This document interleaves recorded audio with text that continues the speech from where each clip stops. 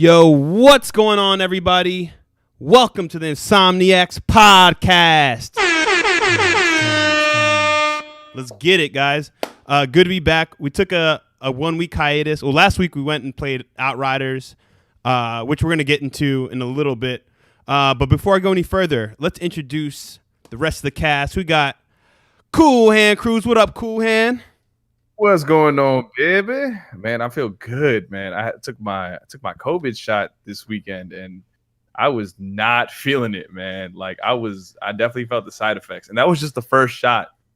The hell, I'm good now, though. Thanks for asking. I'm alive. Did he make it through? All right. Well, we're happy we got you, CoolHand, that you survived your COVID shot. And yeah, it's good to be back to the actual podcast. Next up, we got C-Dolla sign. What up, C-Dolla? What up? Yep, I'm getting mine on Wednesday, so I'm about to be feeling like shit on Thursday, I guess. Yeah, man. I mean, I know everyone has like a different reaction. Mine just happened to be the worst one. Like I felt this weird kind of fatigue that I haven't really experienced before, man. And yeah, I don't know. I might. Should I be the anti-vaxxer of the group, or should I just go ahead and get mine? Nah, do your part, man. Do my part. All right, man. Yeah, because I am trying to travel in August, so hopefully. Yeah. Do your part. Go to the Capitol with your sign. They're injecting me with I don't know. Right, Bill Gates semen. Let's not go there. Let's not go there in conspiracy theory. We're gonna make another podcast for that. But yeah, no, it's great to be here. Emmanuel A1, shout out to you. See you in the chat. Teal, what's good with you? I see. Okay, you got a PS5 for your. You got a CX for your PS5. Shout out to you, bro. You welcome to the CX gang. Unfortunately, CoolHand can't be a part of that because he's the only one here that's not a CX. He's Team Vizio. You know what I'm saying? He's Team High Sense. He's Team. I'm team budget monitors over here. You know what I mean? Oh man, on a budget. But yeah, no, it's good to be back. We got a couple things to talk about. This week we don't have any notable games of the week, right, CoolHand? So no notable games this week. All right, so with that, we'll go ahead and pass over that segment. There's definitely going to be some stuff next week. And yeah, guys, I just want to let you guys know a lot of stuff going on in personal life. So I haven't been as active on Twitter, but I got everything ready.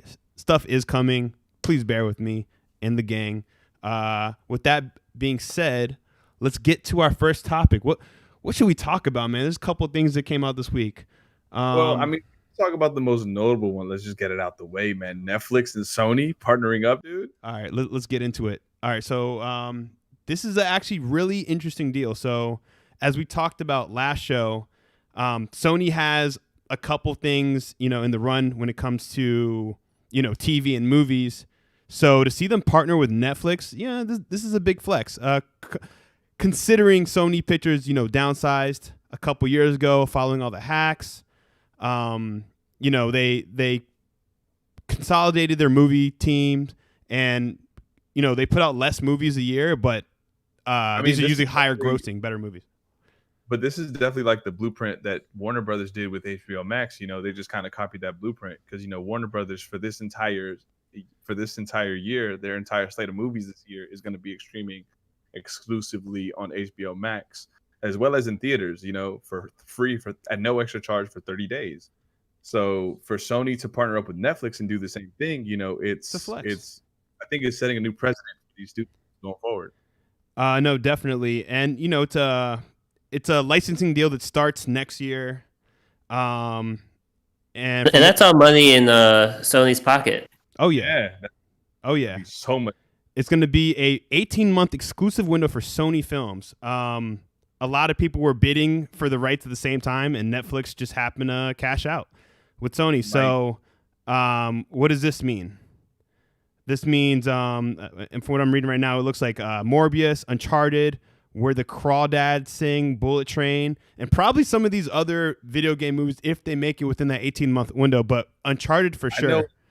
Yeah, definitely Uncharted, right? Uncharted's supposed to be the one that was put on hold for a while. I think Uncharted would be slated for a really good.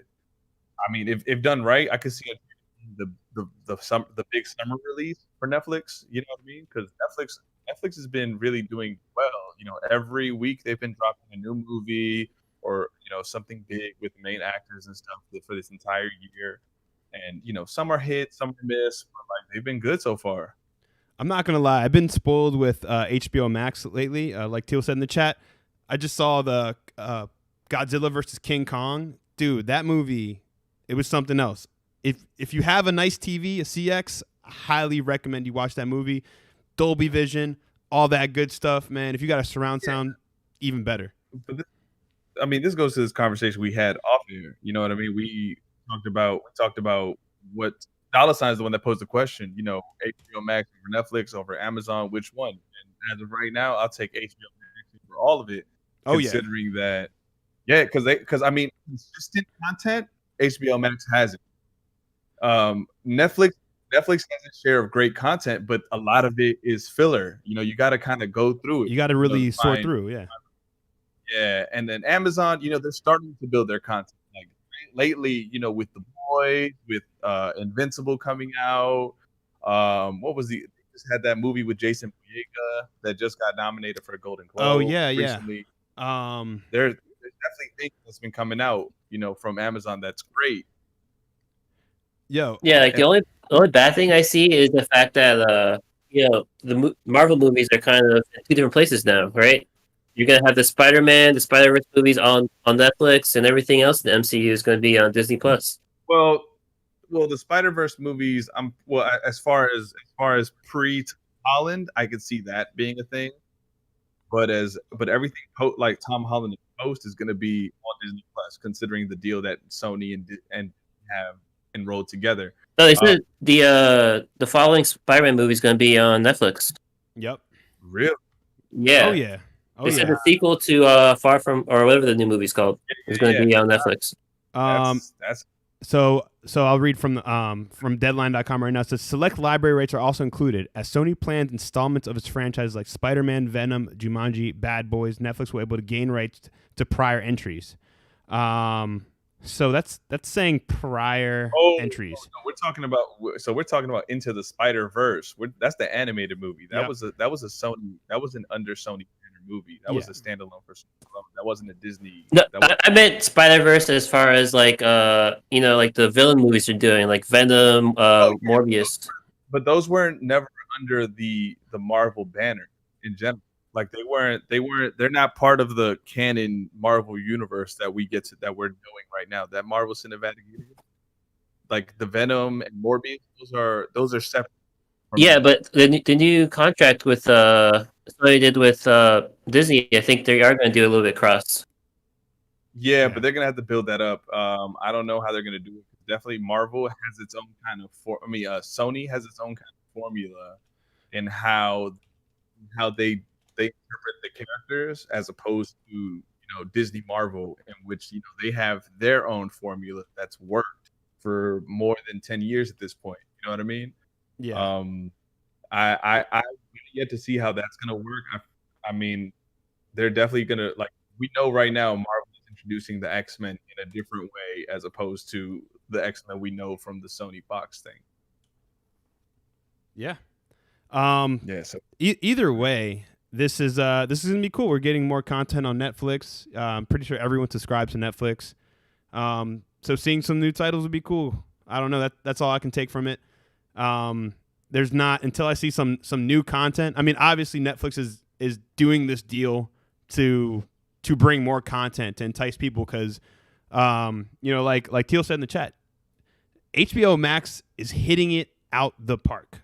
I mean, yeah. I mean, consistently. Them exclusives. The Warner Brothers deal, putting movies out, their entire movie for free and no extra charge, was probably the smartest thing. I think the only bad movie that I saw, and for me it wasn't that bad, I know a lot of people hated it, was Wonder Woman 84.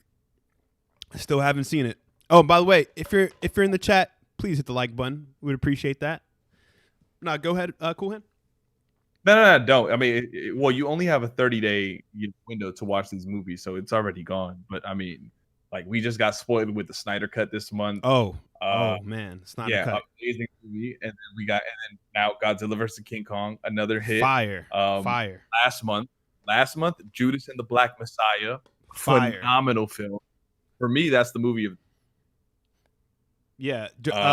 Drop if you're in the chat. Drop what your favorite HBO Max movie that came out recently, or what you're looking forward to. But yeah, I mean Space Jam 2 is coming out the park, and we know that's not going to be a great movie, but that movie's going to do numbers. Yeah, I'm on the fence about Space Jam, man. I really am, man. Look, I'm gonna tell you this right now. I'm not expecting Space Jam to be a good movie by any stretch of the imagination. I don't think it's going to be a good movie. But is it going to do numbers? Am I going to watch it? Hell yes. Yeah, it's targeted towards people a lot younger than us, so yeah. I don't know. It might be a cringe fest. Nothing takes the place of like OG Space Jam, Michael Jordan. If you're a sneakerhead watching that movie, it's even like doper looking back. Just like the whole, late 90s, early 2000s vibe. LeBron is this generation's Jordan, so it's only right. I guess, yeah. I don't even want to get into the whole Lola Bunny thing, because that, oh man. Yeah, man. Damn, son, where'd you find this? Oh man, the people were simping over a cartoon. I am looking forward to Mortal Kombat, though. That's another one that's going to probably be. I'm not expecting it to be a great movie as action fodder, because I can't say the other word apparently. It's definitely gonna do the thing. I know what word you're talking about, but yeah, I caught that. I caught it. Almost slipped up. Yeah, but I don't know. From what I believe the producer or director for Mortal Kombat, he said, listen, with the rating system nowadays, there's only so much you can get away with. So this is going to be a very toned down version of the game. So you're not going to get maybe we'll get some slow motion, what are they called? X-ray shots where, you see the bones cracking and stuff like that. But after he came out and said that, I was like, you know what? It's good that at least they're tempering expectations. They're not saying, hey, we're going to have this bloody gore fest that's going to be, great, compared to the game, if you're into that. But all right, Dollar Sign, let me ask you, do you think something like that kind of hurts the movie? Because, Mortal Kombat is synonymous with that kind of action. I don't know, because the trailer really, I feel like, leaned into those mortalities and whatnot, like the finish him, and then you saw like a ton of death scenes. I feel like it's going to have a healthy dose of like gore and action. Do you think it's going to be do you hold the expectation that it's going to be a good movie? Depends on your definition of good.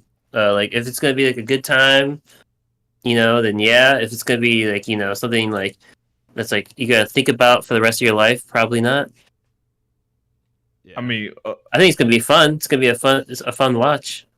I think it'll be a fun watch. I'll tell Teal in the chat to limit your expectations, because if you think because you're saying Snyder Cut Mortal Kombat, like if you were saying Snyder Cut right now, right, and then you're expecting Mortal Kombat to be amazing, I would reel that back in. I think it's gonna be a great action movie.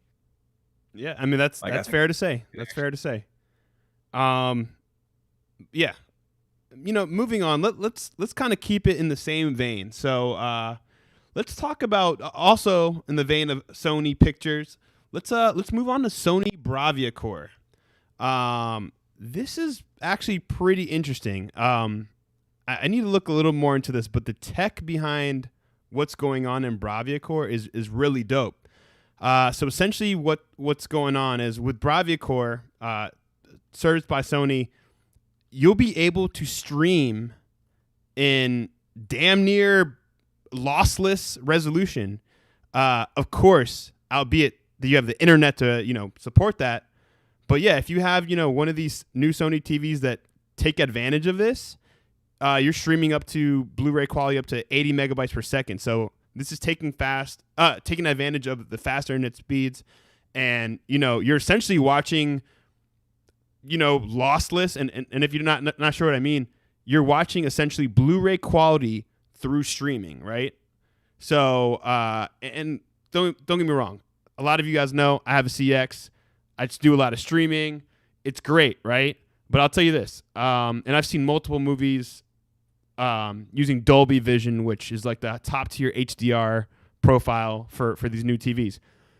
But when I threw Oblivion, Tom Cruise movie, into my PS5 to check out the Blu-ray, dude, Blu-ray crushes any of these streaming platforms. I'm sorry, even if it's in 4K, you still get slight artifacts. What if you hardline your TV though? Well, that's different. I could do that, but good point. But I don't think most people hardline their TV to their router. I feel like you'd have to. It says you need a minimum internet speed of 115 megabits per second. That's some people don't even have over 100 as an option they can get with the internet provider. Yeah, like 100 is the max for a lot of people. So like 115 minimum is kind of a big ask. Yeah. Yeah, you would expect the hardline at that point because I mean, but you don't have to. You got hardline. You don't have to hardline. If you got 5 gigahertz on your TV and your router's relatively close, shit. I mean, I hardline just kind of like as a precaution because I don't want any kind of pixelation or hard dips in like when I'm trying to stream something. You know what I mean? I want to get the maximum quality throughout. So I just kind of just do it as a failsafe. You know what I mean? Yeah. You can get some weird other congestion using Wi-Fi. Yeah, but what do you guys think of this? What do you think about the technology? Do you think it makes a difference? Do you think only like, video files will care? Like people who are obsessed over the quality? Or do you think it's like, hey, cool, it's probably won't. I mean, if you're looking at on a 4K screen, you can definitely see, like just like you said earlier, like streaming something versus just watching it on like HD Blu-ray. There's a clear difference that the HD Blu-ray is going to kill any stream quality. Exactly. So the fact that they're trying to like push it like a bit closer to that, like make it seem like you're not actually streaming, that's really cool. But we'll have to see. It seems like you need better internet than you need for xCloud to use it. So it's pretty ridiculous. Yeah, and if that's what it requires, I mean, at that point, you might as well just hardline your TV in general. For those watching, hardline your TVs if you can. You know what I mean? To get the best quality out of your stream when you're watching something on Amazon, Netflix, or HBO, whatever streaming platform you use. Yeah. So I mean, what about you, CoolHand? Do you think that this makes a difference? This will be something impactful, or is it just another selling point for a Sony TV? I think it's another selling point. I'm gonna like I said, I agree with $, and because at that point it just kind of just makes you think like just hardline your TV at that point. I mean, it's something that I already do, so it's not that. So this isn't like it's great, but I mean, like he said, you probably need that kind of internet quality provided by your service provider. And if not, then you need to find other ways around that, right? So I would just suggest like hardline your TVs when you're using a streaming platform and things like that. Word. Yeah. And you also got to live somewhere that offers internet to that speed. Oh yeah, if you not everywhere does. If you live in Montana, there's no way, or you're living somewhere in the cut, somewhere where they don't have good internet speeds, then you are shit out of luck for this. Yeah, SOL. That's what they saying to you. All right, let's move on, guys. Sorry, I had to throw these. I'm throwing these sounds in. CoolHand, I'm sorry. Let me know in the chat if the sound effects are coming in clear, if they're too loud, etc. But I'm not hearing them, so I have to listen to the podcast to listen to them. No, they're definitely going out to our listeners, which is the most important part. You guys shouldn't be hearing it. Oh yeah, actually made it so you guys can't hear it. That way, it doesn't really interfere with you guys. But let's move on. Let's talk about E3 2021. Yeah, so E3 2021 is happening. It's not canceled because of COVID, guys. Do we care? Well, of course we care because it's E3. Everyone shows up to watch E3. Now, whether this will be as impactful as in-show E3, because it's like, what's the point of E3? Why can't everyone, just drop their own pre-recorded video like Nintendo does with Nintendo Direct? Why does there need to be a digital event? Didn't Summer Games Fest take over that spot? Isn't Jeff Keighley stepping on E3's neck right now? Of course he is. But what does E3 mean in 2021 in COVID? We're going to talk about some other stuff about it too. $, being that we've gone to E3 together, what do you think of them doing a digital showcase? I mean, I feel kind of sad. Like it's kind of sad, because like a lot of people aren't going to show up. Like Sony's not in there, Square Enix, Sega, Bandai, Tencent, 505, and Activision Blizzard are all not going to show up to E3 this year. It's just going to be Nintendo, Xbox, Capcom, Konami, Ubisoft, Take-Two, and Warner Bros. So it's a lesser show. It's not the E3 that we grew up watching. It's not the E3 we dreamed of going to. It's just a lesser experience. It's just like another day to see what new trailers are coming out, but it's kind of lost that Christmas magic on me. Oh yeah, no, definitely. And I just want to add one thing to that. My bad, Quinn. I just want to add that the last time Sony was at E3 was when me and you went, and that feels like forever ago. That was E3 2018, by the way. The following year, PlayStation didn't show up to E3, so Microsoft, that was the year they could have quote unquote won E3 without doing anything, but that didn't happen. Next year it was canceled because COVID, so we're back. But yeah, like you said, it kind of loses that Christmas magic. CoolHand, what are your thoughts? Well, this is a question that I'm posing to both of you guys. So, do you think, depending on how this digital show goes, do you think this might be, the last relevant E3, depending on how this goes? I'm sure if Sony and like Square Enix and these people that not showing up, they do their own things. They do like a PlayStation showcase or something. It's gonna make it even more relevant. I mean, which they are. Because the way you guys speak about E3, right? It's like it's been on its last legs for the past couple years, right? At this point, and big and for like the few big studios that are not showing up, for the ones that they have there, they kind of just don't hit the same like they used to. Yeah. So do you think if so? So the question is, if this show doesn't deliver, even though it's in the digital space, do you think this is the last relevant E3 that we're going to hear like that? Is this the last relevant E3? Yeah. You know what? Just want to go back to my point with Summer Game Fest, Jeff Keighley's Summer Game event. So you got to think about this. Where last year we didn't have E3 because it was canceled. They and it definitely hurt. Oh yeah, I mean they could have done a digital event last year technically, but That's what I'm saying. But they didn't. And Jeff Keighley knew that. He's like, hey, COVID's happening. They're probably not going to do it. He capitalized on E3 not happening last year, and boom, what did he do? He got all the same partners from E3, right? He was still dropping exclusive to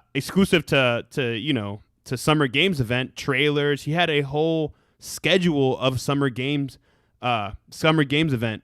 So for me, that kind of took the place of E3. I was looking at the schedule periodically. Not that it was the most interesting stuff all the time, but hey, sometimes you get dev talk, dev diaries. You'll get game trailers. So we did get a lot of good content last year from that.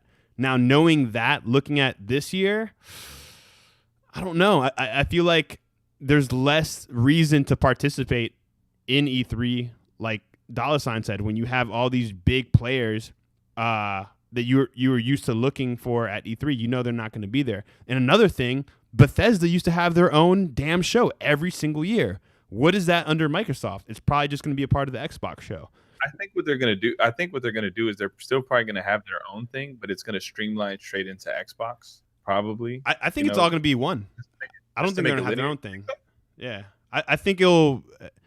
Because you have to look at it like this. Microsoft... I mean, they're under Microsoft. So they're under Microsoft what gives, now, but I would like to think that they would probably, just to kind of...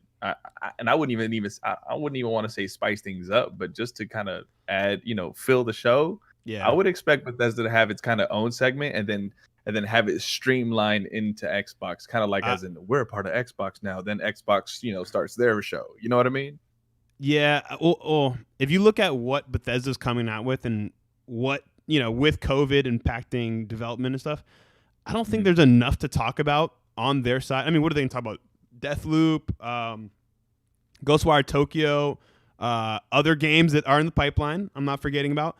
I don't know. Unless Microsoft has Bethesda news, which is, jaw dropping, I think they're just going to keep it for themselves. And also, they have more to gain right now by saying, hey, the Xbox show, we're going to talk about Bethesda because they're ours now. You know what I'm saying?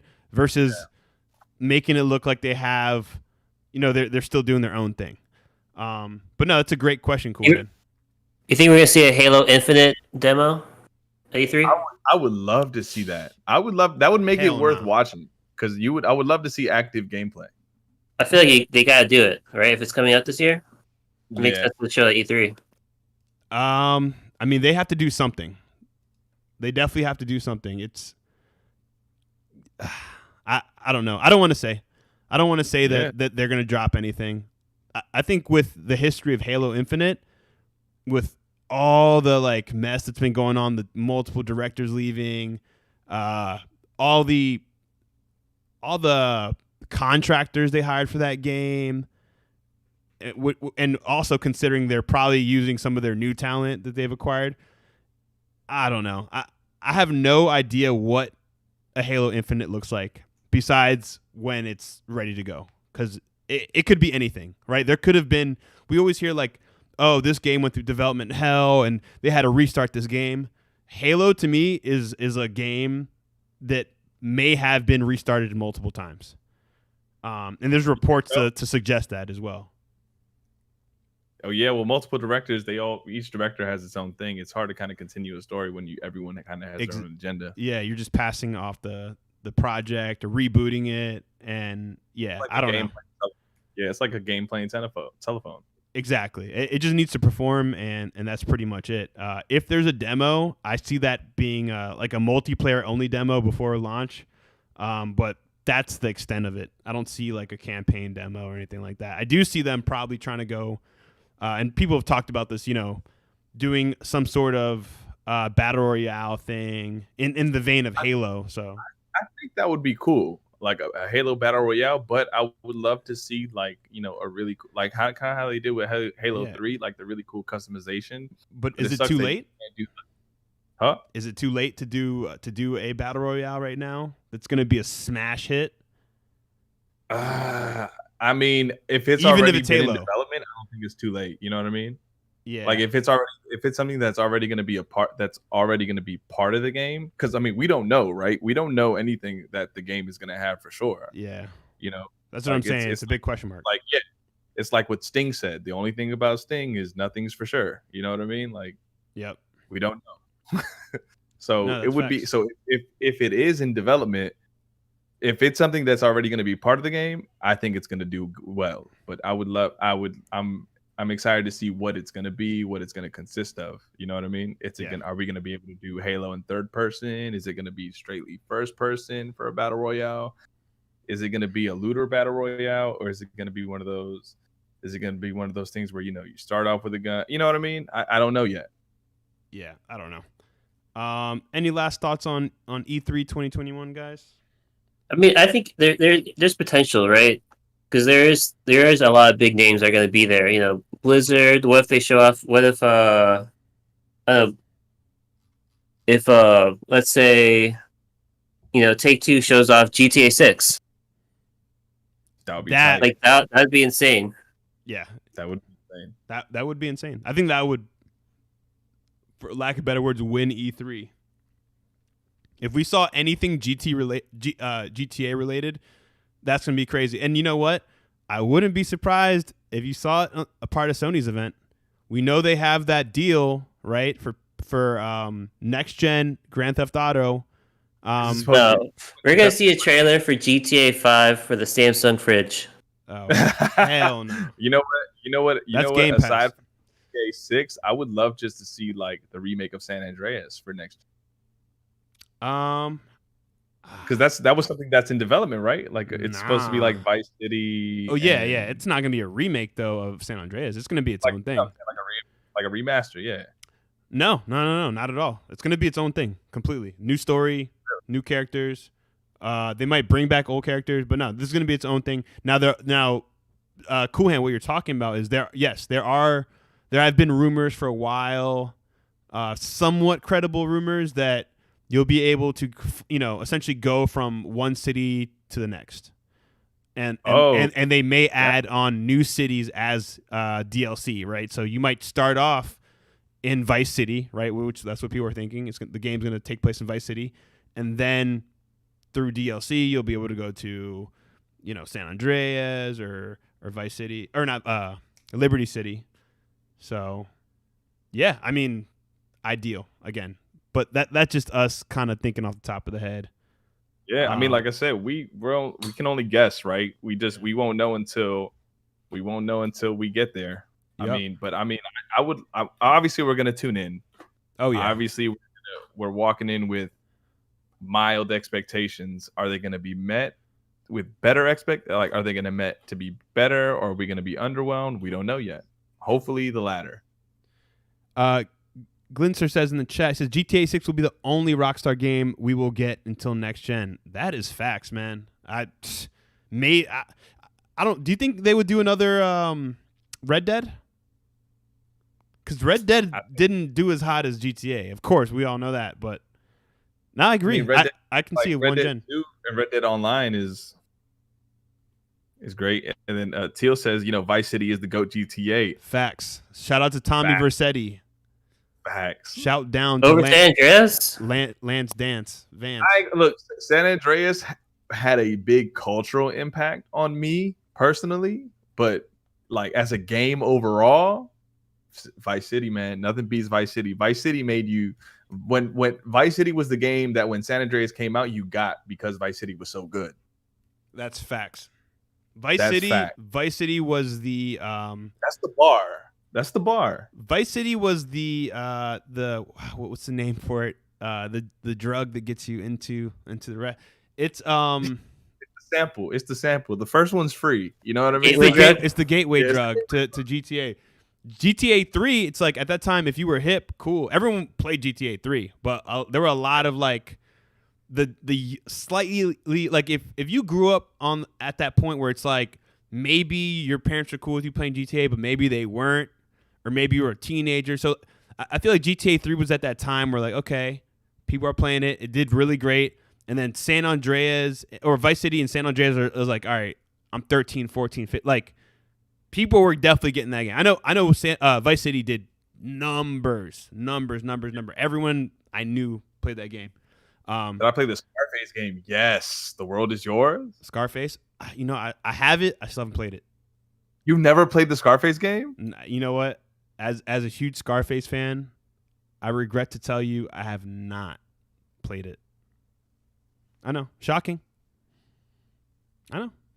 Yo, you never played Scarface, The World Is Yours. No. I'm tight, Nova. That game is vicious. Nah, man. I have not played it. I love that game.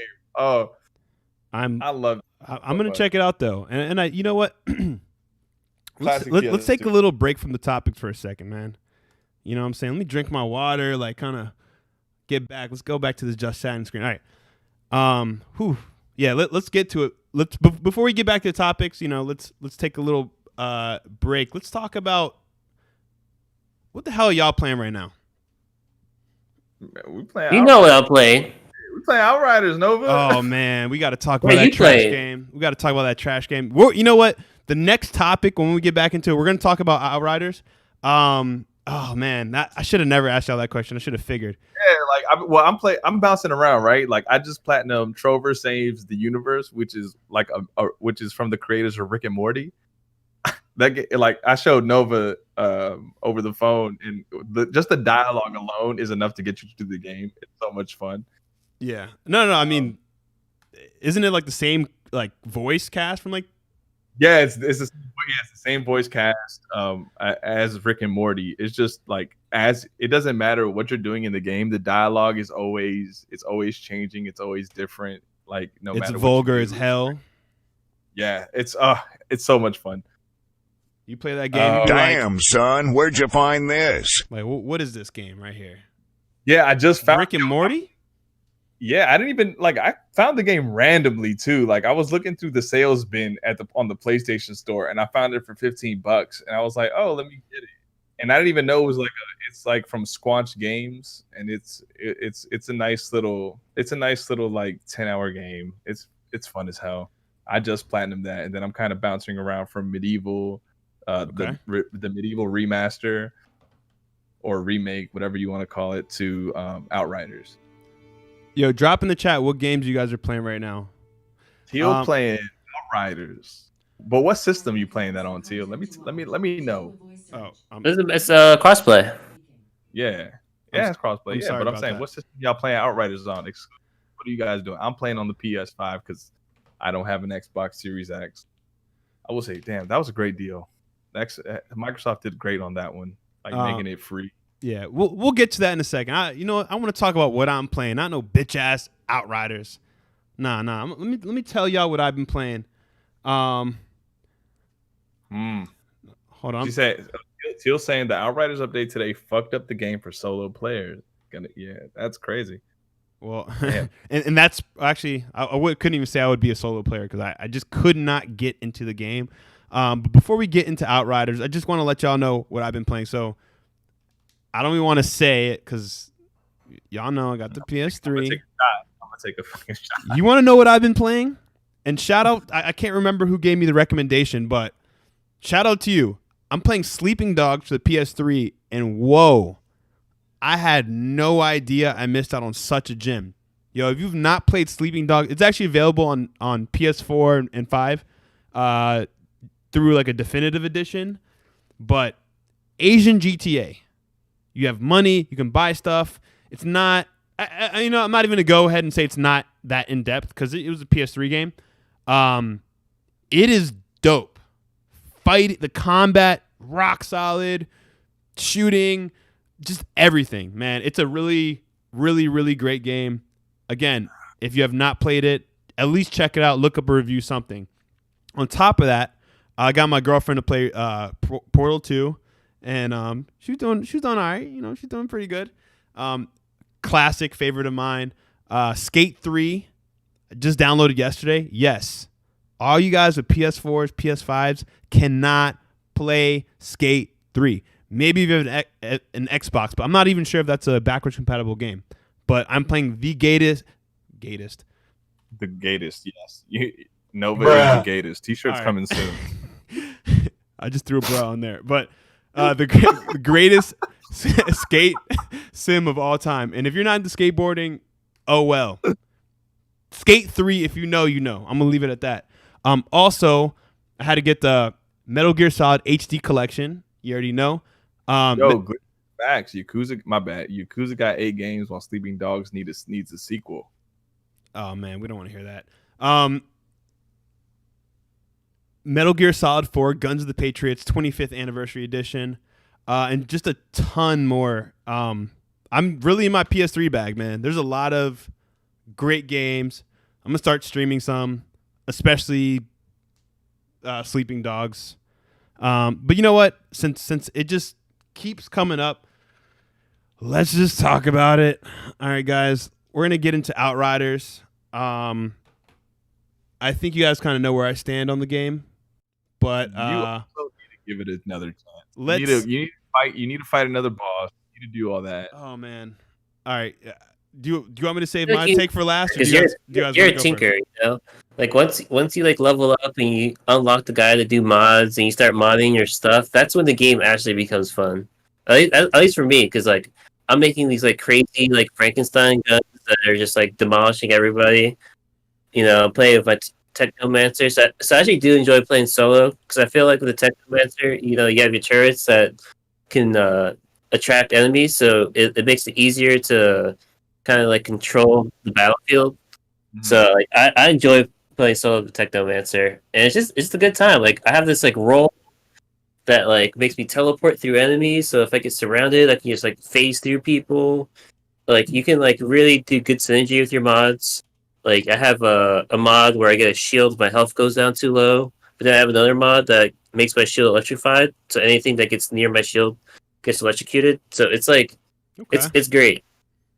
I can see Nova like really getting into that because it's literally like imagine in Destiny you could dismantle an exotic gun and then put the mod to that exotic gun into another gun. I'm listening. You, I'm listening. you can do that. You can do that in Outriders. I just put it in chat. Like I said, Drop your Teal- go-to class in Outriders. yeah, Teal said it best, right? The demo doesn't do the game justice, and it doesn't. And when we ran the game with you, we had to run the demo. You know what I mean? Like Hey, that's I all bought we the game. did. I spent $60 on it.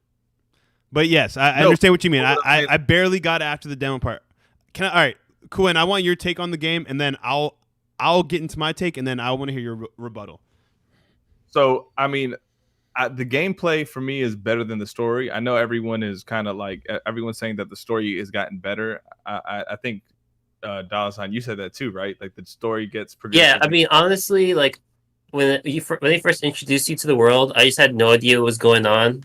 Yeah. But over time, you do pick shit up, and like now I actually know what's going on, and now I actually want to play the Pearl out again. Yeah, because I'm doing because I mean I'm only at a level. I just got to level 20, right? So I'm still siphoning through. And what's the 'cause I level was cap, sick by the way? I'm use a pyromancer, and for me it's perfect, right? Because I mean you have your classes mid range, close range, and long range, right? I'm a mid range guy. It's level 30 is the cap. Yeah. Okay.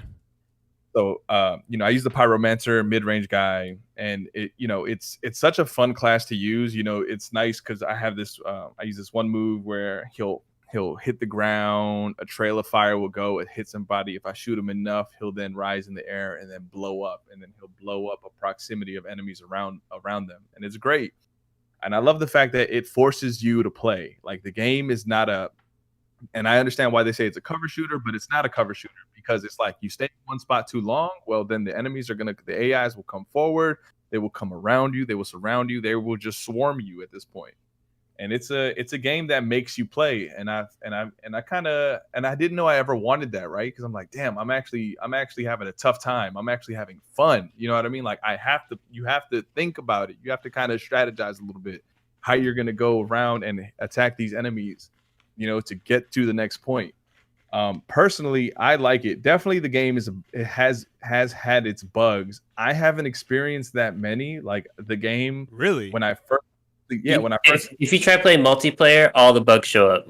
Okay, so because I've been playing solo a lot more. The last time I played multiplayer was with you, actually, Dollar Sign, when I was playing with your boys, and yeah, I mean, for the most part, I haven't experienced game crashes. The only time the game bricked my PS5 like entirely, and I got scared for a second.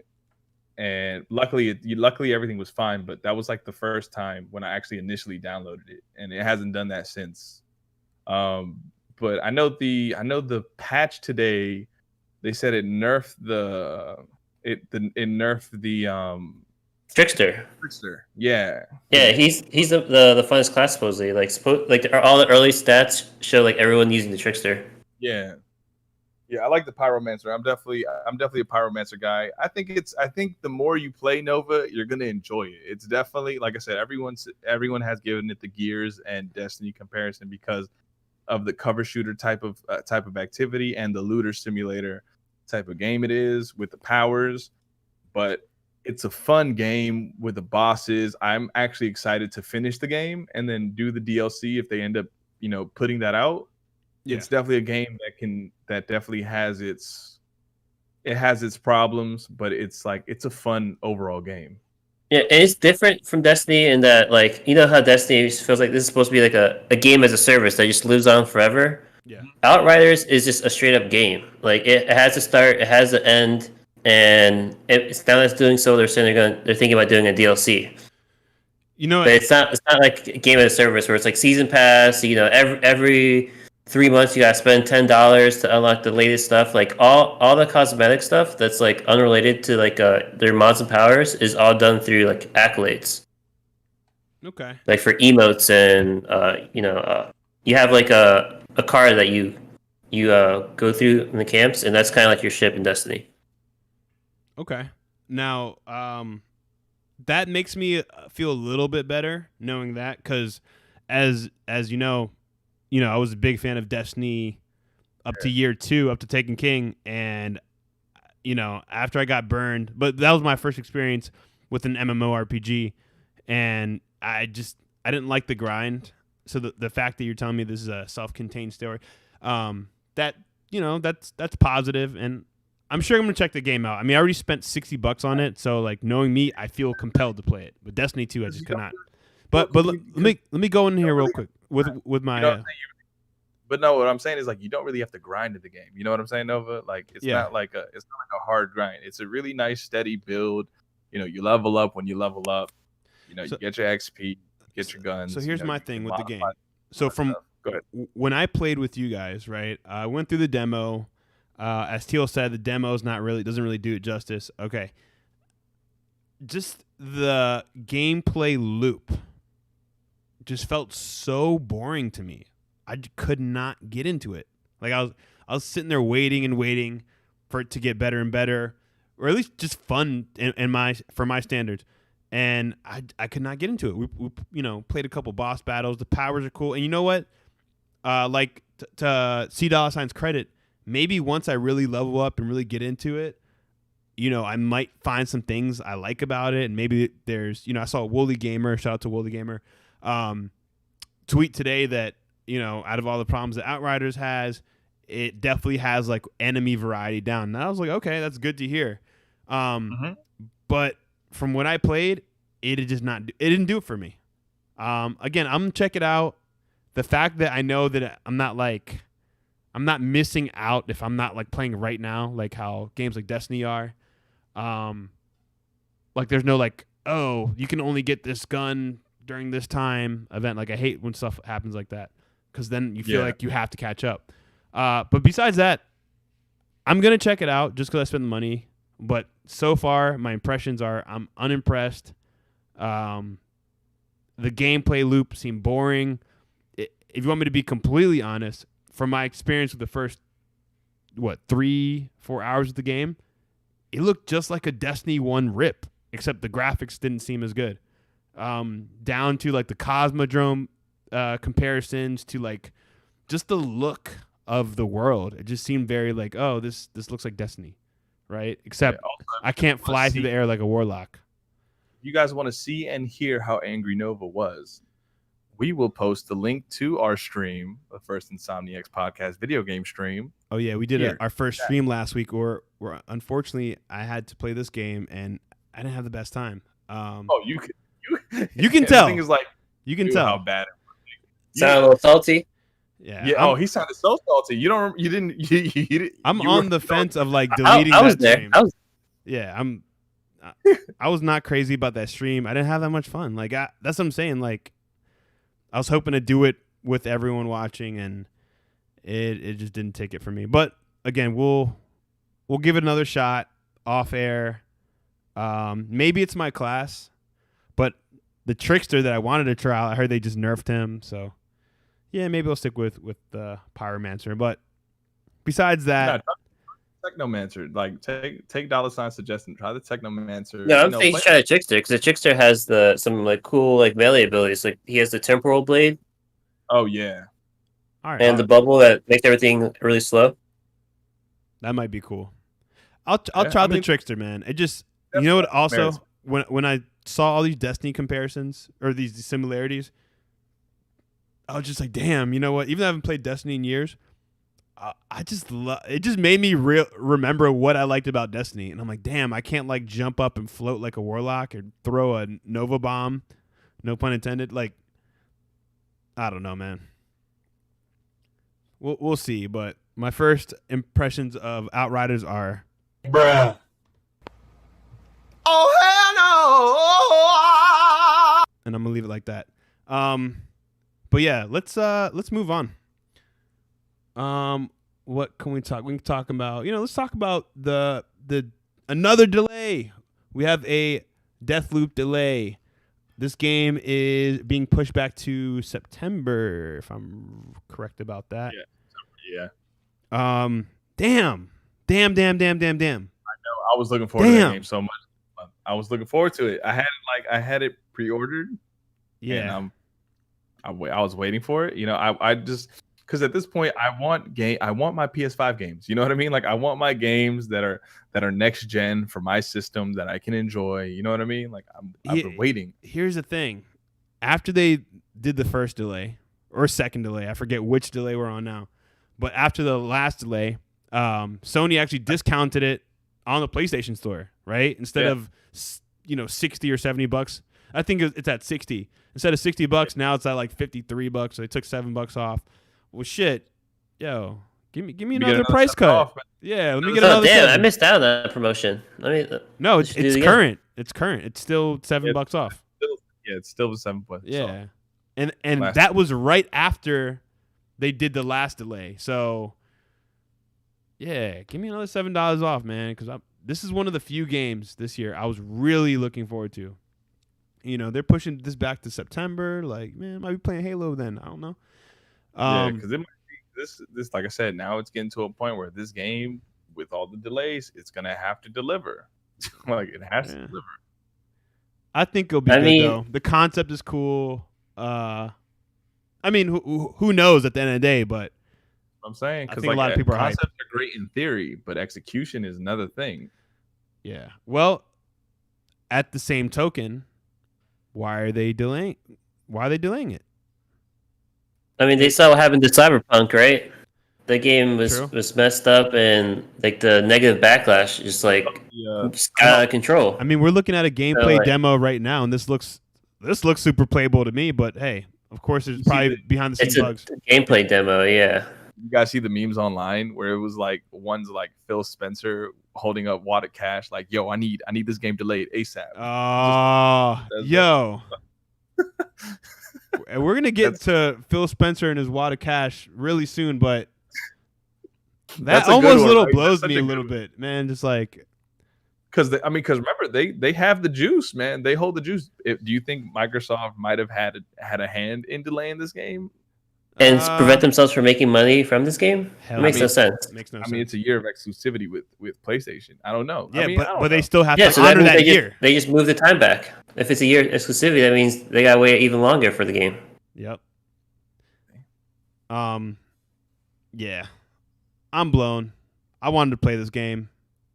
Yeah, I was looking forward to it, but now I gotta look forward to like Hood Outlaws and Ratchet. Returnal's coming out end of this month. End of the month. Yeah, I forgot about that.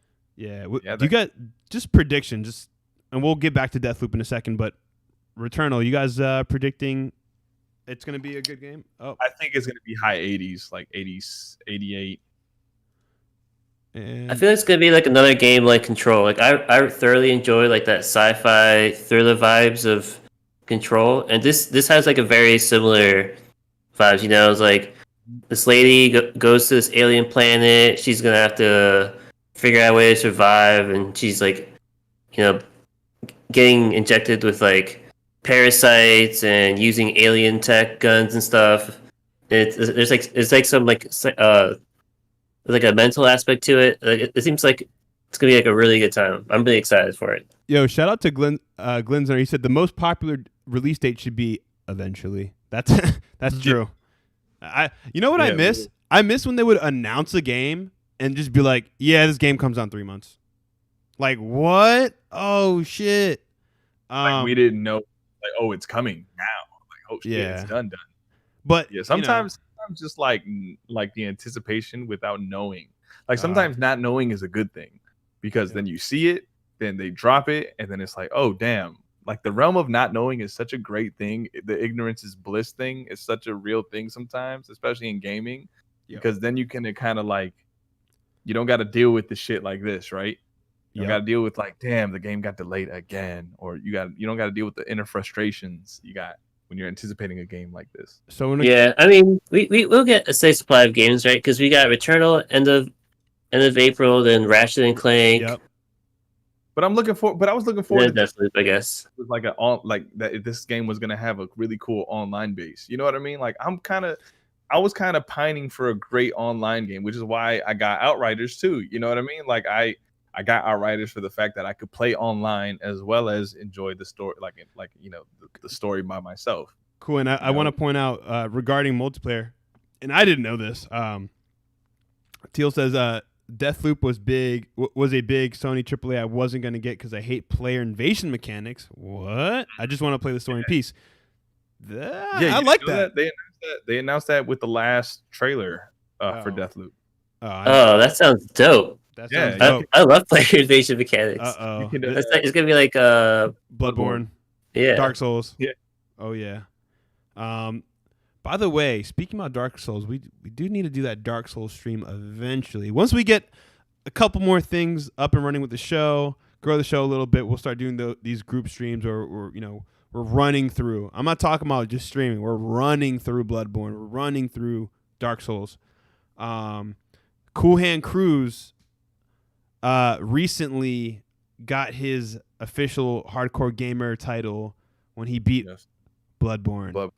Yes. Good for you. I beat Rom in 2 tries. Get at me, son. Keep in mind. You still going after that platinum though?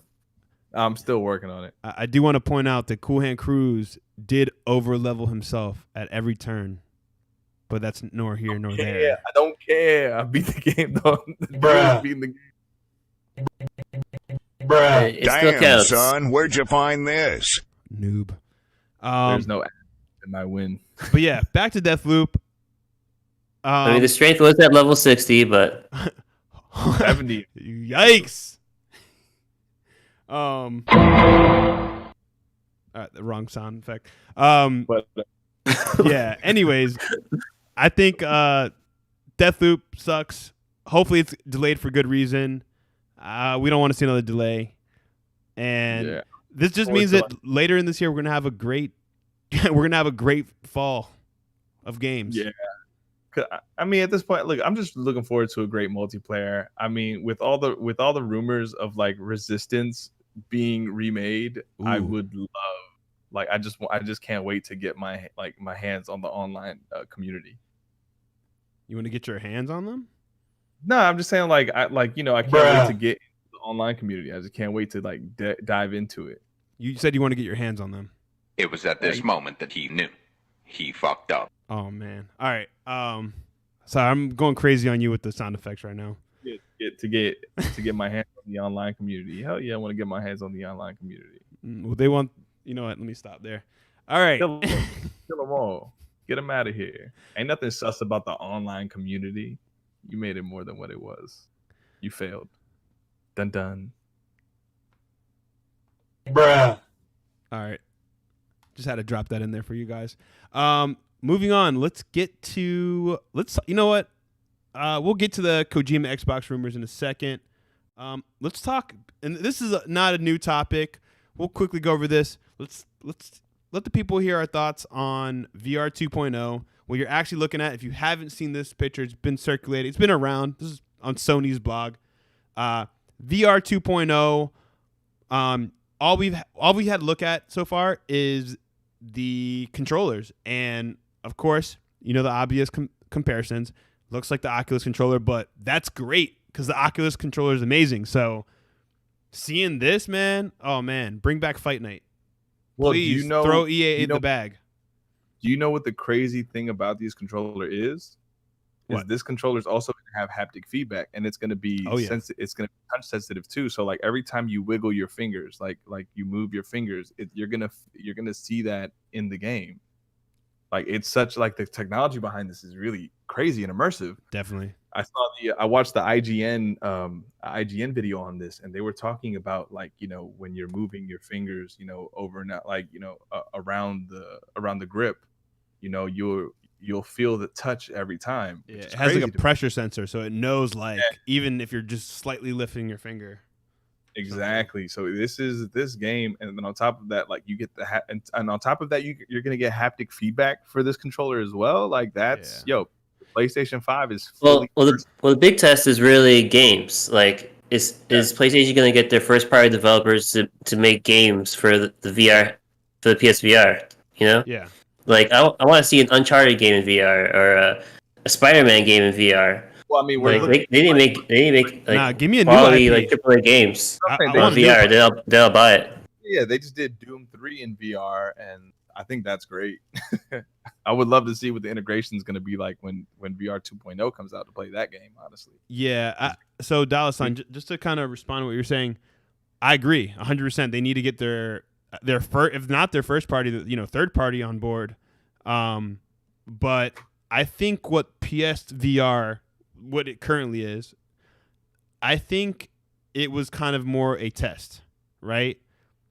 Because at every turn, people were saying, "Oh, VR is going away. VR is going away," and guess what? It didn't. It stuck around. And to give Sony their credit, let me drop. Yeah, I mean, there's another camp. There's another camp saying VR is just not ready yet. And I was in that camp. I was like, it's coming. It's not going away. It's just it's just not ready. I never thought it was going away. Hey, the CEO of Take-Two said the reason why we didn't get into VR, right? Keep on the guy who runs Rockstar Games plus some, said he's like, dude, we didn't get into VR because it's not it. So some people legitimately have these thoughts, right? But Facebook didn't invest $1 billion into Oculus for no reason, or buy them for $1 billion. So I think that the fact that Sony stuck around and we're like, hey, we're gonna stay committed to this. They dropped Iron Man, right? Which it wasn't that bad of a game. I did try it. You had experiences like Resident Evil 7 in VR, which a lot of people liked. I think there needs to be more of a mainstream. You have to get this game essentially. And I feel like that hasn't happened yet. Yeah, but the VR 1.0 has shown that VR is viable, and in the right situation, it's attractive. Go ahead. I know right now. No, I'm saying I know right now we're not getting the new Resident Evil Village game, Resident Evil 8, on VR. Yeah. But I would love to see that game integrated to this VR 2.0 with haptic feedback and everything. Oh, that game. You talking about Resident Evil 7 being scary? This game will take the cake. Oh man, yeah, that demo, pretty crazy. That demo was like that. It really was. And it was only like a 10-minute demo total. It was so short and sweet, but it did its job. But yeah, I don't know. I'm excited about this. Again, this is not new news. We did miss covering it, so I wanted to give my take on it as well as the other guys. And I own a PSVR currently, and not that I give it the most playtime, but for the games I do have, I enjoy it. Plus, I just got to. If you own a VR, we recently got a bunch of new games on PS Plus for free.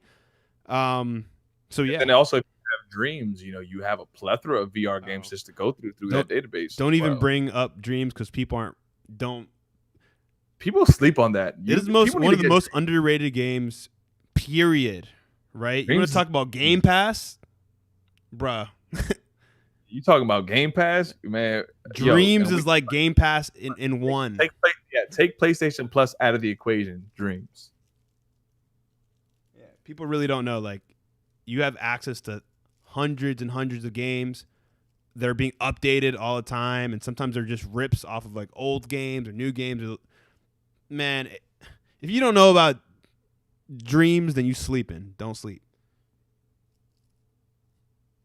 Word. Bruh. I just had a bruh myself. But yeah. Again, what the implications mean with this new VR, it's amazing. I like to see that someone's doing it. Nintendo, not that they were ever in VR, but with like motion controllers. Well, they could have gotten carved VR. The AR and the augmented reality space. Yeah. Oh especially yeah. with Right. this Labo and all that new Mario Kart circuit. That's dope. Like, people don't understand. That's really cool. Like, you get to create your own track in your house. Get like a remote, like a little RC Mario Kart, and you just drive it through. Like, that's dope. For some reason, to me, that sounds better in concept than like real life. I have a little cousin that has it, and it's just like it's fun. I enjoyed it, actually. It's really cool. You actually tried it out? Yeah, I actually tried it out. It's fun. Yeah, it's fun. But yeah, I'm excited for whatever this is, coupled with the PS5, or maybe Sony does what they did last time. They come out, they say, hey, we have, here's PSVR 2, right? And then, a couple months before it drops, they say, hey, PS5 Pro, it does better 3D than the PS5. You might want to check it out because that's what they did with the PS4 Pro. So, that, again, couple years down the line, but we'll see what happens. Let's move on to, we got 2 more topics. So we do MLB or Kojima? Let's end on Kojima. Let's do. All right, let's do MLB real quick. Because I want to hear how angry you are with the Kojima one. Yeah, all right, we'll end it off that way. All right, so right now, so let's talk about MLB The Show coming to Game Pass, or came to already. Game Pass day 1. It comes to Game Pass April 20th. Oh, April 20th. My bad. Wait, April 20th? Yeah, April 20th. That's when it comes out. You talking about on 420? Yeah, 420, 4 dub. I'm in there. Okay. So yeah. Man, I don't even know where to start with this. So, as you guys probably heard, there's a lot of outrage everywhere about MLB being on Game Pass. Personally, even though I'm Dominican and I should be playing MLB The Show, I don't care about MLB The Show as a series. I know it does well and baseball fans like it, great. What I do care about is, what it could mean.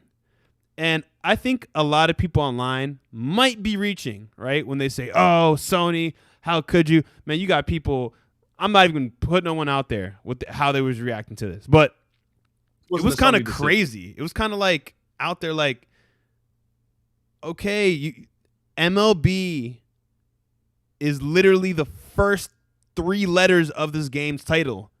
What makes you think that they don't have more say than Sony does? Even though Sony's making it. They have been making it historically. And this is not anything new that, the MLB said, hey, we can get this to a whole other market. And, we still want you to make the game. You've been doing it. It's been great. It's going to go to other platforms. Now, I'm sure the people at PlayStation have their reservations, but what can you do? You don't own the MLB. So it kind of is what it is. Now I see a lot of people kind of jumping off the boat saying, oh, is this going to be precedent for seeing other games on Game Pass? No. Why the hell would they? Bruh. Why would they do that just because their hand was forced? And, people are saying that Jim Ryan's going to... Go ahead, Corn. No, I'm saying, remember, Major League Baseball is a multi-billion-dollar franchise. Exactly. Major League sports games in general. And Nova, you mentioned this earlier off air. You can't keep that sports off. Games should not be exclusive to one system. Everyone should be able to have sports games. I am kind of surprised that this didn't happen sooner. This should have... the fact that Major League Baseball allowed this to be exclusive to only the PlayStation for so long, I think it kind of hurt them in the sense of, getting their brand out there. When you look at brands like the NFL, the NBA, WNBA, and NHL, and now MLB, right? You look at these things and you look at as these franchises are so big, you have to think about their branding, right? Their branding is the more people we can reach out to, the more gets eyes on our product, the more we can see. It's a sports game. Like you would never see 2K only on Xbox or only on no. People only buy these systems. A good majority of these casuals only buy systems to play sports games and your occasional Call of Duty, Warzone, or popular game of the month. But now they'll buy these 3 games. No, but I'm saying now exclusivity only works when it comes to an individual player. Like, for instance, when you think about Michael Jordan, you think of Nike, right? Like, that's simple, like, because he's exclusive there. But when you're talking about the NBA as a whole, a franchise as a whole, a team as a whole, and something as the MLB, you think of the Yankees. You know what I mean? You don't just think of one player. You think of the team. You think of playing, I want to play as the Yankees. I want to be able to play them on PlayStation. I want to be able to play them on Xbox, and I want to play them on the Switch if I can. Yeah, exactly. So again, I think the fanboy outrage was a little too much. Does this mean that Sony's going to start putting out games on Game Pass day one? Probably not. And should Xbox players have had played MLB years ago? Yes. It's a damn sports game. This is just going to be another reason people buy an Xbox or PlayStation. Let's clean ourselves up real quick, because Glinzer, before we get it confused to people watching, Glinzer, you're right. MLB is never, Major League Baseball as a whole is not exclusive, but MLB the show was exclusive to Sony, and it shouldn't have been. It's just like and you're right. The non-Sony developers did suck, because those games, those are trash. But going back to that, go ahead, Nova. Sorry, just to clean ourselves up on that. No, you're right. They trusted Sony with the franchise, and they've been doing great with it. Now, is Sony gonna say, "Hey, let's just keep doing this. Let's keep making games from the MLB"? Because I'm sure if Sony gave any pushback, or if they did give any pushback, they're like, "Hey, we can call EA right now. We can call this team right here. We can get someone to make a baseball game every year. That's no problem, because that's guaranteed money." I can see Sony sticking around, using that team to make this game, to have that, guaranteed thing. Also, you never know. Let's say Sony doesn't make it next year, and they say, "Hey, we're going to take the team that was making MLB and focus on more new exclusive shit." I don't think Sony's really, they've never generally been for their own studios, been a third-party developer. So I don't know. We'll see how this turns out. So my concern of the whole thing is actually completely different. Like the fact that Microsoft, threw a lot of bread to get this game, or who knows how much bread to get this game on Game Pass, day and date. Like, what else? What's next? Like, what else is going to come out and it's going to be day and date on Game Pass? Like other third-party games, like the new Far Cry game, just like any multiplayer that comes out. Like, what if the new COD comes out, day and date on Game Pass? Because Microsoft was like, we're going to throw a bag at Activision. I do want to bring up something that I heard recently on the Iron Lords podcast. They had Colin Moriarty on, right? Who used to be at IGN, kind of funny. As if you know Colin, then he's somewhat of a controversial figure in the gaming community space, especially when it comes to game journalism. But regardless what you think of Colin Moriarty, I mean, he's a damn good journalist, and he was Podcast Beyond. Even his game reviews, articles, this guy's been in the gaming industry since Game Facts. So yeah, anyways, just to get to the point, something he said on their podcast, he was mentioning how Game Pass, from what he's heard and what there's anecdotal evidence for, Game Pass is not making money. But guess what? They can afford to burn the money to get subs. Game Pass is not, because keep this in mind. There is no uniform deal with Game Pass, right? So if let's say CoolHandCruz makes a game, right? CoolHandCruz Studios. He comes out with his game, drops it on Game Pass. What CoolHand's deal with Microsoft is completely different than any other developer. It's all bespoke to that game, right? So for every game that's on Game Pass, right, that's there for, however long it's there for, it's an individually negotiated thing, right? That's why you can have 2 third-party games on Game Pass, and one might be there for 3 months, one might be there for a year, because these are individual games. So with that, you have people who are running to the bank from with Game Pass, and you have people who are inevitably behind the scenes yo, what the hell, I'm getting gypped here, because the deals aren't uniform. So I guess my whole point in this is, with the ability that Microsoft has to just throw the bag essentially at anything, what does that mean going forward? Because you're like, shit, Sony's literally surviving on PlayStation. a PlayStation success, right? Like PlayStation cannot fail at Sony. Huh? Yeah, not long. I think them getting more into the entertainment space and making original content out of their original IPs is definitely gonna separate them from the pack in its own way. Yeah, maybe. And the photography division, the electronics is doing well. They've been coming up. They've been coming up. They got other stuff. But keep in mind, Sony a couple years ago downsized.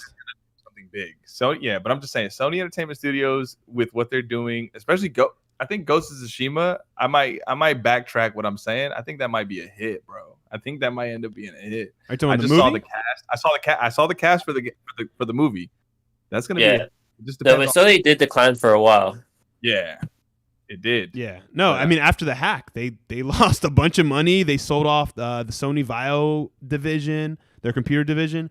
Yeah, they downsized. Like I was saying earlier when we were talking about Sony Pictures sold downsized and got rid of like 11 of their studios. And they're just hey, we're going to focus on certain movies. Go ahead, yeah, exactly. And I think that's what Sony. I think that's the idea. What Sony's doing, they're going to focus on what their strengths are, quality, and just focus. Exactly, quality over quantity. And I think that, and then I think it's and then I think it's just going to cross over to quantity of quality at that point. You know what I mean? Like it's just gonna slowly grow. Yo, what up, Barry? What up, Sleep Warrior? Thanks for stopping by. Appreciate y'all for coming in, especially Sleep Warrior. Always been a day one supporter. Shout out to you. But yeah, I don't know. We'll see what this means. I did want to finish my point. Towards the end of the show, right before Colin got off, he said he's basically kind of made the statement like, hey, like Microsoft can pretty much buy anything. Game Pass is not making money whatsoever, but it's all about getting the subs. But he did say as a caveat at the very end, he said, but you know what? The fact that they are spending so much money on Game Pass, at the end of the day, there has to be, even if it's in the future, a projected ROI. They need to be making this money back. There's only so long that the CEO of Microsoft, Satya Nadella, is just going to keep writing blank checks to Xbox, like buy this, buy that, buy that. When Sony's doesn't have anywhere near the money of Microsoft, but is still producing, is still competing, right? Well, I think 20 million revenue. That's why Jim Ryan's not getting fired. Yeah. I think if they allocate their money right, and they pick and choose the time, like for instance, they pick and chose twice, and both of them were really good picks, right? MLB The Show 21, great choice to drop the bag on. Outriders, great choice to drop the bag on. In the sense Doom, of, with Outriders Doom being Eternal. the first big next gen multiplayer for this season, for this gen. Yeah.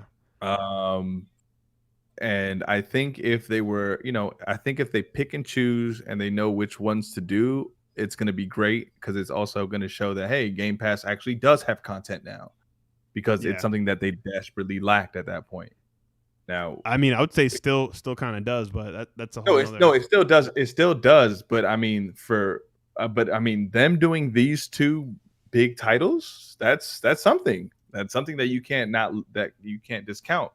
And then on top of that, mix that in with the Bethesda deal. It's at that point, it's like throwing the bag is one thing, but then kind of picking and choosing who we're going to throw the bag to. I think that's going to be their main focus, right? I don't think they're just going to throw the bag to throw the bag at this point. I think they're kind of playing a smarter game. I think they're picking and choosing of who and what to throw it on. And I think it might be a Far Cry. I think it might end up being a Call of Duty, like the biggest titles, right? Like I think that's what they're going to do. Whoa. Call of Duty.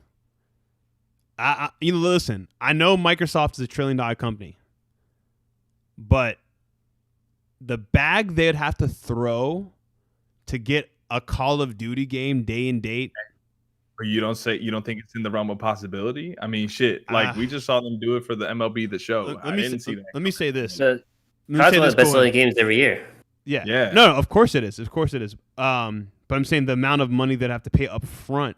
Now, don't get me wrong. They just bought ZeniMax. They just bought whatever. They're in talks to even buying Discord for more money that they bought ZeniMax for. But so don't get me wrong. Undeniably, I know Microsoft has boatloads of money.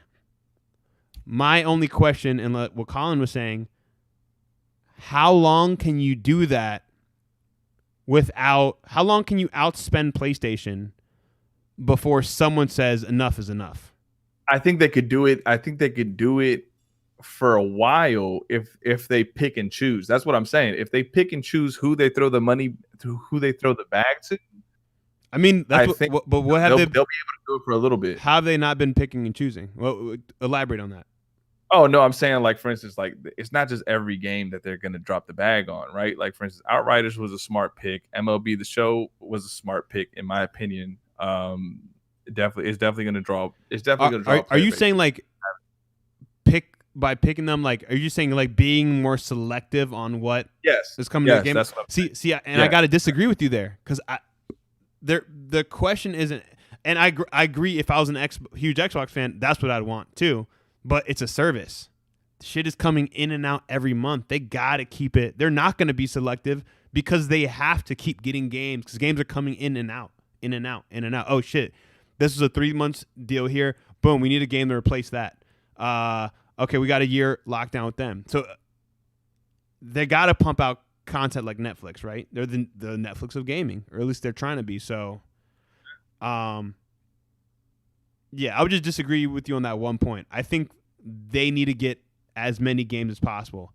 Unless they had a PlayStation Plus collection caliber line of games, like that many games, I don't see them stopping or slowing down who they choose to work with. I think they're going to get any and every game they can get their hands on. I don't see that's a good point. But I mean, in theory, that's what. My comment was more in theory, right? Like, if I'm Microsoft, I would pick and choose. I'd be very selective of what I'm going to do in terms of the big ITs. I mean, the big IPs. Can you read that comment we got from Glinsner? It's a great comment. Microsoft might have drug dealer logic.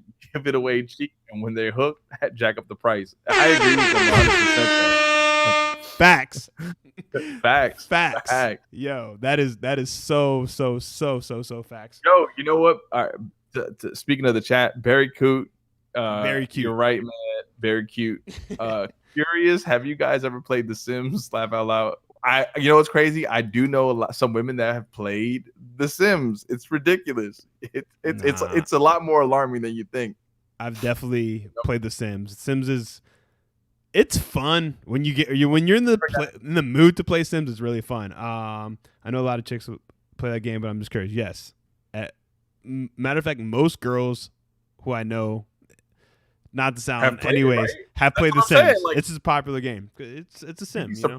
You'd be surprised at how many women you actually know personally that have played The Sims. It's pretty alarming. Oh, I know a couple.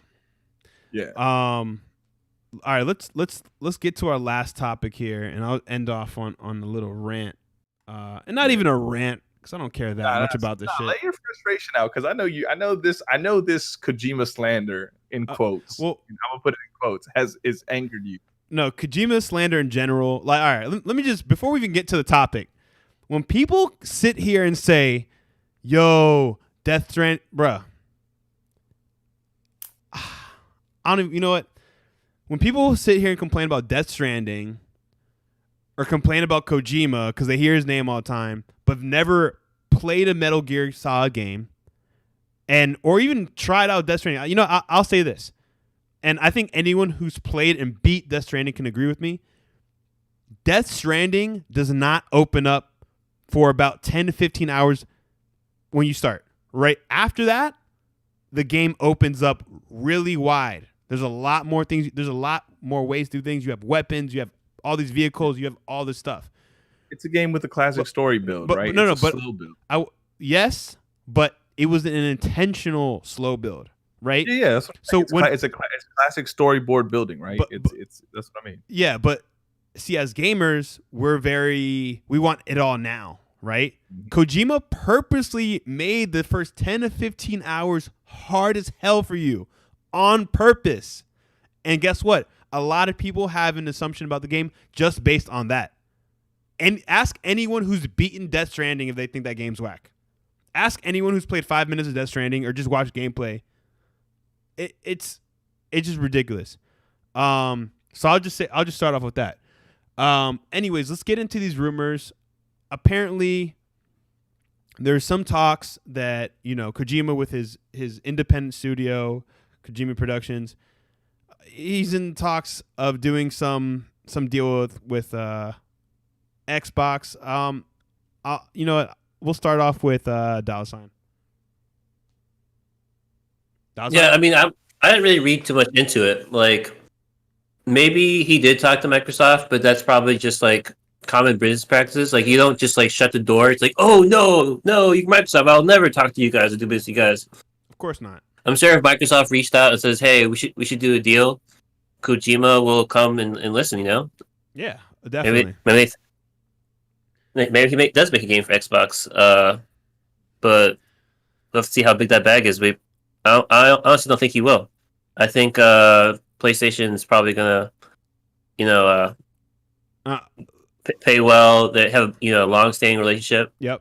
And Hideo, trust them. He used the Decima engine from Horizon Zero Dawn. From the Horizon game. Yeah, so his next game is probably going to still use the same engine. So I think it's more likely he's going to stay working with Sony. CoolHand, before I let you go, let me just say, let's just give one analogy.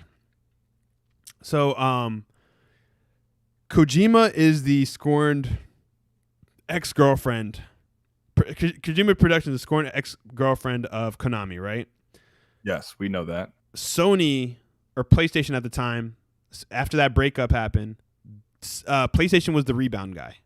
Yeah, it was like swooped the best in friend, with the flowers. Yeah. Oh, that's so wrong. Tell me what he did. I can't believe it's that. Like that. It's that guy best friend. Oh yeah. Sony was that guy best friend who swooped in, right? And was simping hard for Kojima. Yo, I know you're starting a new studio. You got to reset. Throw you a couple $1 million. How about we make a game together? Like we've worked together since Metal Gear 1. Like, come on, baby. I know what you bring to the table. Yeah. I appreciate. He doesn't appreciate. Yeah. And then what Microsoft is trying to do right here is they're trying to be. Microsoft is like the rich business guy who drives He's a Chad. He's a Chad. He drives a Model X. He pulls up with a suit, open collar. He's like, "Yo, Kojima, you see this Breitling on the wrist? You see this Rolly on the wrist? Hop in." Like an 80s villain. Yeah, like an 80s villain. You know what I'm saying? And Sony's over there like, "Come on, we can build something great together. We have so much potential." And Microsoft's over here just trying to throw the bag at him. Yeah. Like, I like you, Gamepass. Come on, let's make some money. So I agree. I just want to put that out there. So I'm gonna agree with you on that, right? What Microsoft can offer Kojima is the bag, but what Sony can offer Kojima is partnership, creative freedom, and license. Yep. Yeah, and I feel like, I don't think Kojima. And I think with Kojima, like he can, and the bag too. I feel like Sony's Oscar the payout. But the bag compared to what Microsoft can offer, it's literally apples and oranges at that point, Facts. Right? But I feel like it's the bag coupled with, hey, here you can naturally grow. We'll let you explore. It doesn't matter if it's a hit or not. You know what I mean? Like, we know what you are creatively, and we know what you can do. So I feel like, Sony has definitely gotten into, and this is a credit to them, honestly. Like, Sony as a company has gotten into a really good rhythm of just nurturing these, studios. Like they're naturally partnering up with studios, nurturing them, build them, letting them create. Like they just did it with that Haven Studios in Canada. Yep. From what's her name? Jade. Jade. I can't remember her name. Jade Raymond. Yeah, Jade I just want to add on to the Insomniacs too. Yeah, exactly. So they do a really good job of nurturing these studios, and it's a really good thing, right? Sony Santa Monica, Insomniacs, Naughty Dog, you name it, right? I want to. Oh, go ahead. My bad. No. So I think with Kojima, where you can get, the grass isn't always greener. Stay on this side if you can, but hey, if you want the money, man, you know where the money gonna get you. I want to finish off with just the last little addition to that girlfriend analogy. So Kojima Productions, right, is not interested in getting married, right? She's single. She's talking to guys, right? She's dating. She's like, okay, I'm gonna make Death Stranding over here. You know, Microsoft is looking pretty good these days. Maybe I'll date Microsoft for a little bit, because let me tell you, Kojima Productions is not getting bought anytime soon. He just went from being under the thumb of Konami for years, for decades. He's she living her best life right now. Yeah, she over there. She on TikTok. She popping her ass doing all these videos. You know what I mean? Like, don't get it twisted. Bruh. She on Hinge, Bumble, Tinder. She might be on Ashley Madison too. You never know. Gotcha, bitch. Oh man. Oh, you heard that? Yeah. I heard it. But yeah, you know what? We'll see what happens. I think it's all rumor. I think it's kind of bullshit. Then again, you never know with Microsoft. Someone over there is letting them fly with them blank checks. You hear the venom in your voice. I know this angered you. It's just some dumb internet drama. I don't believe it. Kojima will always be with Sony. Sony fanboy shit. Oh my God! All right. On that note, we're gonna start wrapping up the show. So go ahead and switch gears real quick. Before we go though, Cool Hand, tell me, what are you playing? You know what? I got a better question for you. When's the next time you going to stream? I'm putting him in the fire, guys. I'm actually going to start streaming next week. As you guys know, off air, you know, I'm kind of in my bag trying to study for my real estate license. So you know, I'm not gonna have time this weekend. Got family stuff and I got this. So next Friday I'll be back on Twitch, you know, on the road to getting 50 followers, man. So I hope you guys can help me out. And right now I'm playing Outriders and Medieval. And you know, I'm having fun playing both. So get at me, CoolHandCruz on Twitter, on Twitch, on Instagram. Follow me. Don't sleep. We're gonna throw his handle up on there for y'all. And it's in the description as well. Don't forget. And before I get to C-Dolla, I saw just a last chat respond to his. Glizner said, "Has Microsoft after bought a Japanese dev?" Yes, the developer of Tokyo Ghostwire is a Japanese dev. So just putting that out there, or Ghostwire Tokyo. I'm sorry. Yeah, by Tango Gameworks is a Japanese dev. So they do own one now. On that note, let's get to C-Dolla. Where can they find you? And what are you playing? Yep. So they can find me on SoundCloud. C. Oh my God. _$. What's up? Not SoundCloud? Bruh. I got good mixes. I got some playlists. You know, I got my edits playlist. It's like all the mix it it's good stuff. You know, I got some selection like radio playlist I enjoyed. You know, shout out to Joe K. But yeah, right now I've been playing It Takes Two with my girlfriend, Outriders, some Destiny 2 on the side, and I'm still trying to finish up Star Wars Fallen Order. So hold on, $. How is playing It Takes Two with your significant other, man? Because I've been thinking about buying it, right? I haven't bought it yet, and I've been thinking about buying it to play with my girlfriend. So Bina, how's you already doing it? Let me know what's that like. It's fun. I'm enjoying it. There's a lot of variety. It's very it's like a platformer. Mm-hmm. So you're gonna have to, you know, do a lot of platforming. There's like a lot of teamwork stuff you gotta do.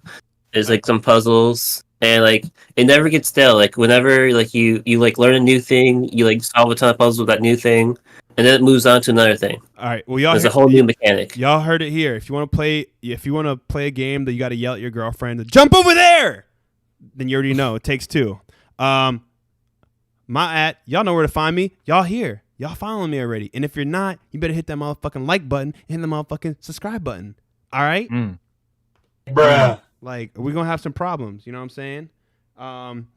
Anyways, it's been a great show, guys. I had fun. What about y'all? Good times as always. Yeah, honestly, considering the pre-show ramble we did. Oh man. Oh yeah, for sure. But just know, guys. I know I haven't been too active on Twitter. I do have an Instagram. Follow that, Insomniacs Podcast on Instagram. I've been really busy with work. Got a new position at work, more responsibility. So, I've been focusing more on that. But I'm working hard to bring more stuff to the show. We're gonna start doing monthly streams. All of us are gonna get together. Hopefully, it's a little bit better time than we had last time. Maybe something we're all more experienced with. But yeah, we do have some stuff coming. I'm gonna start announcing it as we trickle some things out. But besides that, guys, it's always great, chilling with you guys. Shout out to everyone who pulled up in the chat today. If you haven't hit the like button, hit the like button. And yeah, we will catch y'all next week. Insomniacs Podcast. Don't sleep. Damn, son, where'd you find this? You heard.